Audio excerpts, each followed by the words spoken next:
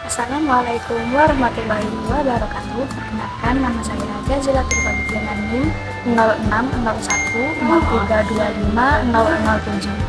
Di sini saya akan mempresentasikan studi hadis bab 13, yaitu integrasi hadis dengan ilmu pengetahuan dan teknologi, yaitu penggabungan antara hadis dengan ilmu pengetahuan dan teknologi, atau lebih jelasnya penggabungan antara ilmu akhirat dan ilmu duniawi. Yang pertama itu ada hadis dan ilmu pengetahuan alam. Itu memiliki hubungan yang menarik karena keduanya sama-sama berbicara tentang alam semesta, hanya saja dari sudut pandang yang berbeda. Hadis adalah segala perkataan, perbuatan, dan ketetapan Nabi Muhammad SAW yang menjadi sumber ajaran Islam setelah Al-Quran. Ilmu pengetahuan alam atau IPA ini adalah ilmu yang mempelajari fenomena alam seperti fisika, kimia, biologi, astronomi, dan geologi. Itu melalui pengamatan dan juga penelitian. Kemudian hubungannya hadis dengan ilmu pengetahuan itu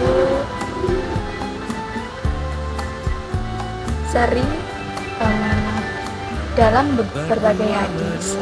Nabi Muhammad SAW mendorong umatnya untuk berpikir, mengamati, dan meneliti alam. Hal ini sejalan dengan semangat ilmu pengetahuan. Contoh hadisnya seperti hadis yang diriwayatkan oleh Imam Muslim, kalian lebih mengetahui urusan dunia kalian. Nah, hadis ini sering dipahami sebagai dorongan agar manusia menggunakan akal dan ilmu pengetahuan dalam mengelola urusan dunia, termasuk dalam bidang sains. Selain itu, ada hadis-hadis yang menyinggung fenomena alam seperti proses penciptaan manusia, peredaran matahari dan bulan dalam konteks waktu, dan juga ibadah. Kemudian penyakit dan pengobatannya, juga air, kebersihan, dan kesehatan.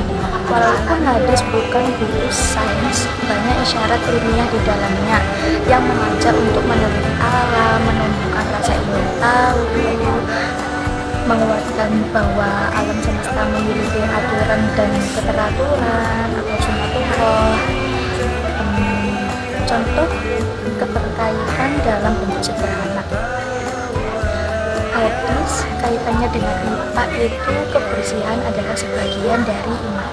Berkata dengan ilmu kesehatan dan mikrobiologi, anjuran berobat berkaitan dengan kedokteran dan farmasi. Larangan makan berlebihan berkaitan dengan gizi dan metabolisme tubuh. Hadis memang bukan buku pelajaran IPA, tapi isinya banyak banget dan sejalan dengan ilmu pengetahuan alam. Hadis itu kayak pintu motivasi buat manusia supaya mau belajar, meneliti, dan menjaga alam dengan baik. Sedangkan ilmu pengetahuan alam menjadi alat untuk membuktikan, memahami, dan memanfaatkan hukum-hukum yang sudah Allah tetapkan di alam semesta ini. Yang kedua adalah hadis dan teknologi digital. Hadis adalah perkataan, perbuatan, dan ketetapan Nabi Muhammad SAW yang menjadi pedoman hidup umat Islam setelah Al-Quran. Teknologi digital adalah teknologi berbasis komputer dan internet seperti HP, medsos, AI, website, dan berbagai aplikasi digital lainnya.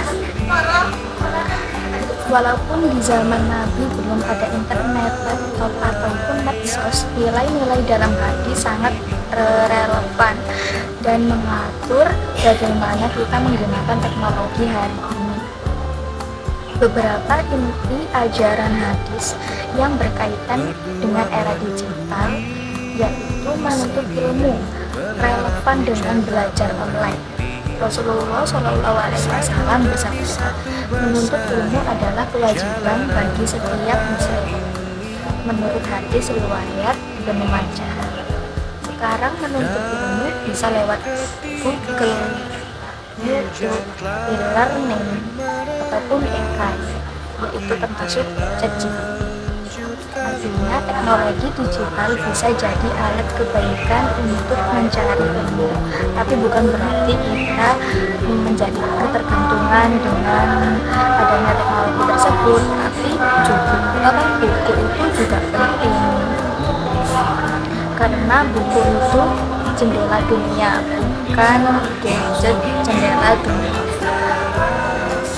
Kemudian menjaga lisan relevan dengan komentar dan postingan. Rasulullah Shallallahu Alaihi Wasallam bersabda, barang siapa beriman kepada Allah dan hari akhir, hendaklah ia berkata baik atau diam. Hadis riwayat Bukhari dan Muslim. Di era digital, lisan itu bisa berarti caption, tweet, story, komentar, dan juga chat. Hadis ini mengajarkan kita untuk bijak sebelum memposting ataupun berkomentar. Kemudian ada tabayun, cek kebenaran berita.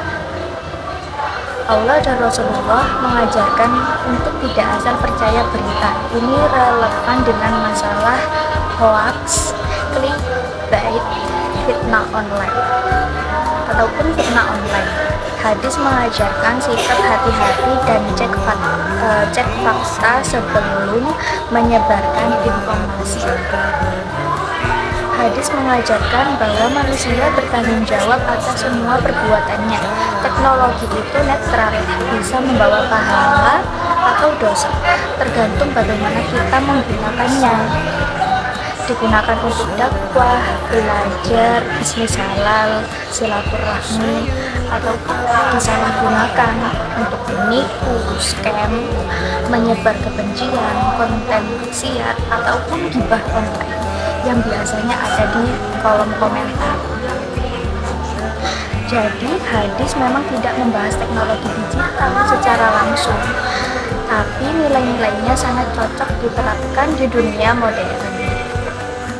Hadis mengajarkan kita untuk mencari ilmu, menjaga perkataan, jujur, dan bertanggung jawab, yang semuanya penting banget dalam menggunakan teknologi dan media sosial di era sekarang ini.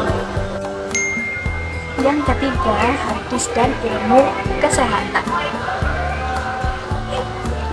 Hadis adalah perkataan, perbuatan, dan persetujuan Nabi Muhammad SAW yang menjadi pedoman hidup umat Islam setelah Al-Quran. Ilmu kesehatan adalah ilmu yang mempelajari cara menjaga tubuh agar tetap sehat, mencegah penyakit, dan mengobati gangguan pada tubuh. Walaupun hadis bukan buku kedokteran modern, banyak ajarannya yang sangat sesuai dengan prinsip-prinsip kesehatan. Nabi Muhammad Shallallahu Alaihi Wasallam sudah mengajarkan gaya hidup sehat sejak 14 abad yang lalu. Beberapa contohnya yaitu kebersihan, personal hygiene. Rasulullah bersabda, kebersihan adalah sebagian daripada iman, yaitu ajaran tentang wudhu, mandi, menjaga kebersihan tubuh dan lingkungan berkaitan secara langsung dengan pencegahan penyakit dalam ilmu kesehatan modern. Kemudian pola makan dan minum. Nabi Muhammad tidak menganjurkan makan berlebihan. Tidak ada bejana yang lebih buruk yang dipenuhi manusia selain daripada perutnya. Hadis riwayat Tirmidzi. Ini sejalan dengan ilmu gizi tentang bahaya obesitas, penyakit jantung, dan diabetes. Kemudian anjuran berobat.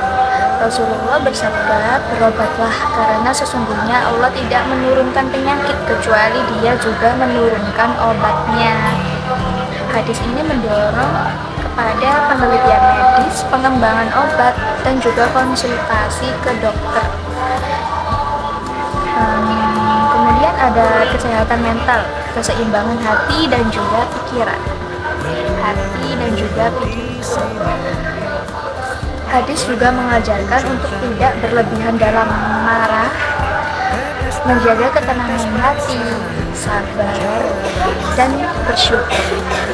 Semua itu berkaitan dengan kesehatan mental dan psikologis di zaman sekarang. Intinya, hadis dan ilmu kesehatan itu saling mendukung. Hadis memberi panduan gaya hidup sehat dari segi spiritual dan juga etika. Sedangkan ilmu kesehatan menjelaskan secara ilmiah cara kerja tubuh manusia. Kalau digabung, hasilnya adalah hidup yang lebih sehat, seimbang, dan juga berkah. Kemudian yang terakhir, yang keempat, yaitu ilmu hadis dan ilmu sosial humaniora. Ilmu sosial humaniora adalah cabang ilmu yang mempelajari manusia dan juga masyarakat, seperti sosiologi, psikologi, antropologi, sejarah, ekonomi, politik, dan juga budaya. Walaupun hadis bukan buku teori sosial, isi dan nilai-nilainya sangat kuat dalam membangun kehidupan bermasyarakat. Banyak banget ajaran Nabi berkaitan langsung dengan relasi antar manusia. Contohnya hubungan sosial dan juga solidaritas. Rasulullah Shallallahu Alaihi Wasallam bersabda, tidak beriman seseorang sampai ia mencintai saudaranya sebagaimana ia mencintai dirinya sendiri. Hadis riwayat Bukhari dan juga Muslim.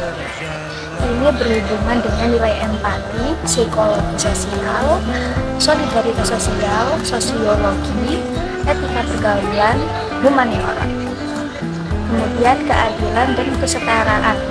Nabi mengajarkan bahwa semua manusia setara di hadapan Allah, tidak membeda-bedakan ras, harta, ataupun status. Yang membedakan hanya ketakwaan. Ini sejalan dengan konsep hak asasi manusia, keadilan sosial, dan anti diskriminasi. Lalu etika berkomunikasi. Hadis riwayat Bukhari dan Muslim. Berkatalah yang baik atau diam. Ini berkaitan dengan etika berkomunikasi, resolusi konflik, dan juga budaya dialog yang sehat. Kemudian kepemimpinan dan tanggung jawab sosial. Rasul bersabda, setiap kalian adalah pemimpin dan akan dimintai pertanggungjawaban. Hadis riwayat Bukhari dan Muslim. Hadis ini relevan dengan teori kepemimpinan, tanggung jawab sosial, dan manajemen juga organisasi. Jadi hadis dan ilmu sosial humaniora itu nyambung banget. Hadis memberikan nilai moral dan pedoman berperilaku dalam masyarakat, sementara ilmu sosial humaniora membantu kita memahami bagaimana manusia itu berpikir, bertindak atau berinteraksi, dan membangun kehidupan bersama. Kalau digabung, hasilnya adalah masyarakat yang lebih adil, harmonis, dan juga berperadaban. Sekian presentasi yang dapat saya sampaikan. Kurang lebihnya mohon maaf. Wassalamualaikum warahmatullahi wabarakatuh.